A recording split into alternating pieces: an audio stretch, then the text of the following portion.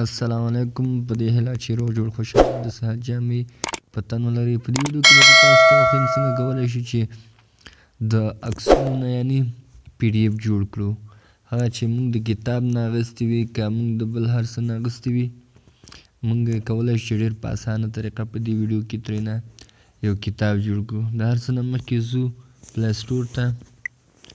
تاسو به پلی سټور کې دغه ډاونلوډ کړئ PDF ریډر آف PDF ویور. تاسې چې که چېرته پلی سټور کې تاسو نومونه ورکړئ داسې ډېر مختلف نومونه به درته راوباسي.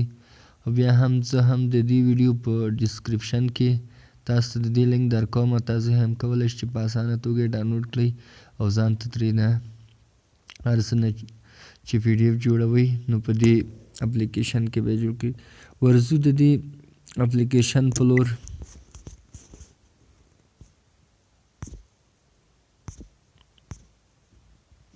دا دی کله چې دې اپلیکیشن ته راننوتلو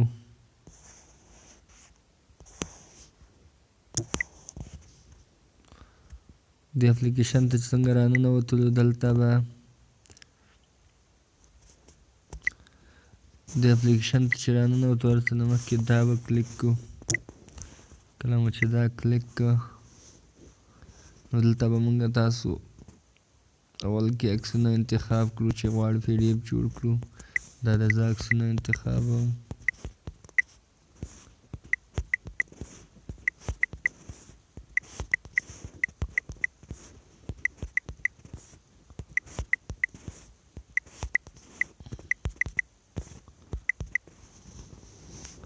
دا د ما عکسونه انتخاب کړل.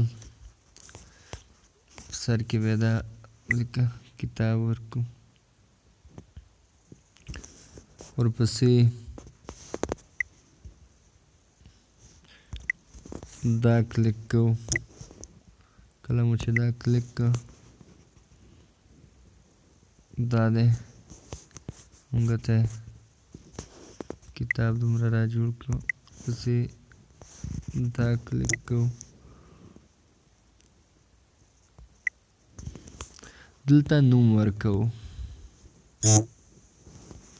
دلته نوم ورکوو په انګلیش کې چې نور نه مني. اوس زه ورسره مثلا لیکم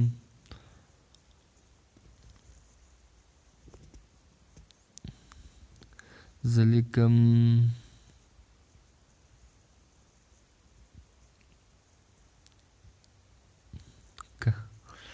لیکم افغانستان AFGHANISTN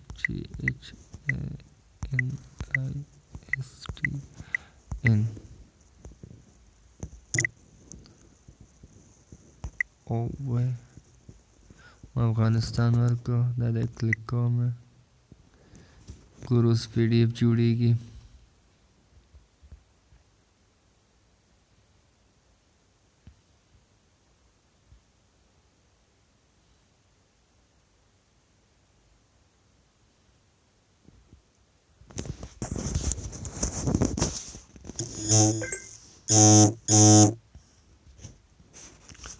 دغه د زما PDF جوړ شو. زه اوس غواړم چې اوس خلاص کړم.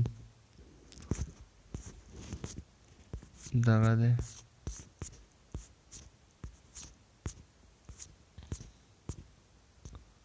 تاسو وینئ دا د زما PDF.